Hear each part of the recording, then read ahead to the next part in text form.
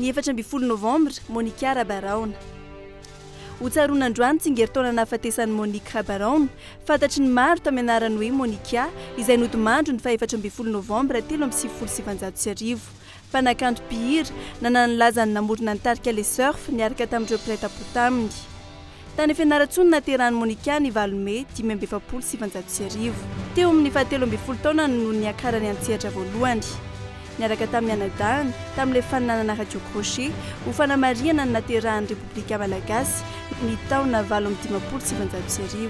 Niorina nitarika Rabaraona enina mianadahy izay lasa le surf taty aoriana. Niondrina tany Frantsa le surf ny taona 1770 ka voaterina napaka ny fianarany Monika izay niaraka tamin'ny Nicole Ravavany no mpihira fototra tao amin'ny tarika.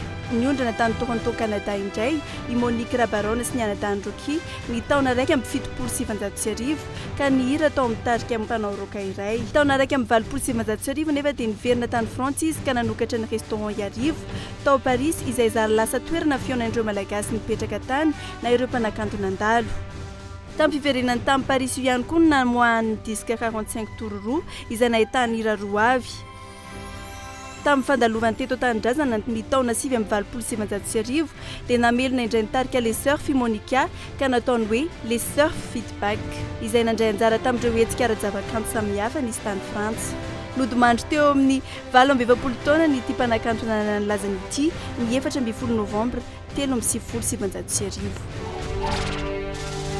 14 novambra 1770 tapaka teo anivon'ny assemblée représentative ny hanomezana fampitsoran-keloka fahobe ireo voaroiroy tamin'ny raharaha 9 martsa 1770.